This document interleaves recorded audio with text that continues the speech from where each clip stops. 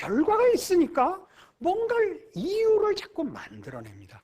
기도 많이 했습니다. 기도를 많이 했다는 건 원인이 자기한테 없다는 말이거든요. 기도라는 게. 기도가 뭐예요?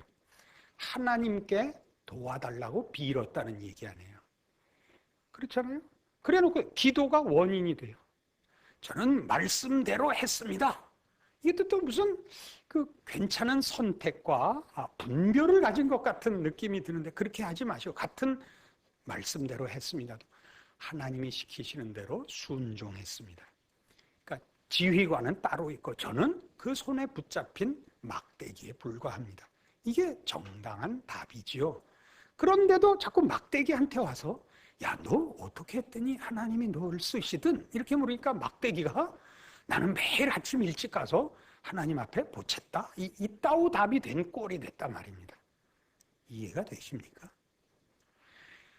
그러니까 하나님이 하나님의 종을 쓰는 데 있어서뿐 아니라 우리 모두에게 내가 이렇게 저렇게 해서 이 구원을 얻었고 이 신앙을 가지게 됐다라는 원인과 이유를 자기 안에서 확인하려고 그러지 말라는 것입니다. 어쩌다 내가 이 복음을 알게 됐는가? 어쩌다 내가 하나님을 알게 됐는가? 놀라야 되는 거죠. 그 우리 찬송가에도 있는 자비로운 주 하나님. 영어 제목이 Amazing Grace거든요. 놀라운 은혜입니다. 그 놀라운 갖고 모자라죠. Amazing이라는 말은 기이하고 정말 측량할 수 없고 이해가 가지 않는 하나님의 은혜라는 뜻입니다. 왜요? 우리에게 이유가 없거든요. 인간적으로 볼 때는 훨씬 더 도덕성이 있고 더 신실한 사람이 구원받는 게 아니라 훨씬 못한 사람에게 구원이 먼저 오거든요. 참으로 신기하게도. 그리고 그 중에서도 더 못난 자를 보통 목사로 씁니다. 그러니까 목사들이 재는 건요. 원님 태운 당나귀라서 재는 겁니다. 근데 당나귀가 이제 나이가 들면 가끔 돌아요. 서로 오해하지 않아야 됩니다. 서로 오해하지 않아야 됩니다. 그러니까 이제 믿는 가정에서도 자녀들이 목사가 되겠다 그러면 펄쩍 뛰는 분들이 있는데 너는 안 된다. 이유가 많죠. 성격이 안 된다라든가 너무 힘들다. 그거는 하나님이 하시는 겁니다. 제가 목사 될 때 제 아버님이 반대를 극심하게 하셨는데 이유는 단 하나입니다. 넌 날 닮아서 안 된다. 제 아버님 성격은 설명하지 않아도 되겠죠. 그래도 하겠다고 하자. 그럼 난 이북으로 돌아간다. 그러셨어요. 불을 보듯 뻔하니까. 근데 이렇게 훌륭해진 걸 못 보고 돌아가셨습니다. 이따위로 말하지 말라는 얘기를 하는 중에도 이렇게 악함은 튀어나오는 겁니다. 그러니까 사도 바울을 어떻게 썼나 보십시오. 부를 때도 고개를 못 들게 만들어서 부르시더니 사역하는 내내 그때마다 또 잘난 척 할까봐 패고, 또 패고, 다음에 뭐 있나? 물 먹이고, 그것도 안 돼서 아예 가시는 하나 박아놨다니까요. 속에다 박아놔서 그게 너무 자신의 문제로서보다 복음의 방해가 될까봐 이 사단의 가시를 빼달라 그랬더니 뭐라 그랬다고요? 주께서 내 은혜가 내게 족하도다. 왜요? 이는 내 능력이 약한 데서 온전하여짐이라.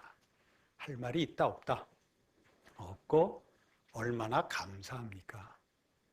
이 시험 봐서 토플 600점 이상 받아와라 그랬으면 망하는 거였죠. 은혜라는 게 토플 안 봐도 좋다. 대신 이름은 써라. 그러는 것도 아닙니다. 시험 안 봐도 좋으니까 이름만 써라. 이름도 못 쓰냐? 이렇게 얘기하는 건 은혜가 아닙니다. 우리 보고 연필도 잡으라 그런 적이 없는 것이 이 구원의 은혜입니다. 어느 날 하나님이 찾아오셔서 어느 날 보니까 하나님을 알게 됐고 내가 죄인인 걸 알게 됐습니다. 근데 그 은혜를 받아놓고 거꾸로 정리를 해나가죠. 어떻게? 무슨 이유가 있어서 내가 구원을 받았을꼬?